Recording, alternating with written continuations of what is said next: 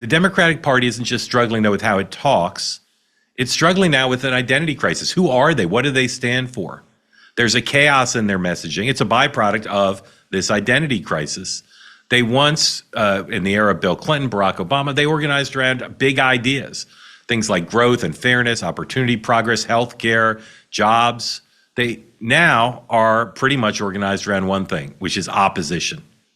The opposition has become their reflexive crutch. It is what animates the politicians and their followers on the left.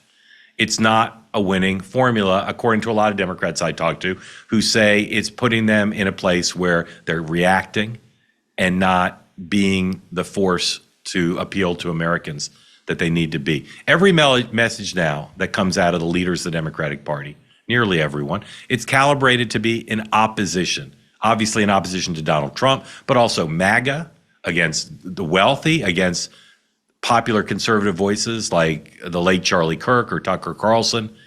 It's a party now that defines itself almost entirely by who its enemies are. Now, in the current environment of media and politics, that's an understandable instinct. Donald Trump is dominant. He has been for a decade.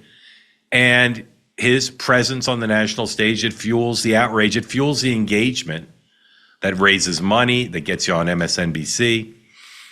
But this has become a trap for the Democratic Party. So many of the folks I talked to said privately, we cannot be the party that's in opposition to Donald Trump. This thing that's coming up, this No King's Day, right? That is pure opposition to Donald Trump. The energy around these events coming up, it's a big deal, right? It's how they're going to turn people out in the street and get stuff for social media. But imagine if they were having, say, Economic Revival Day or Jobs Day.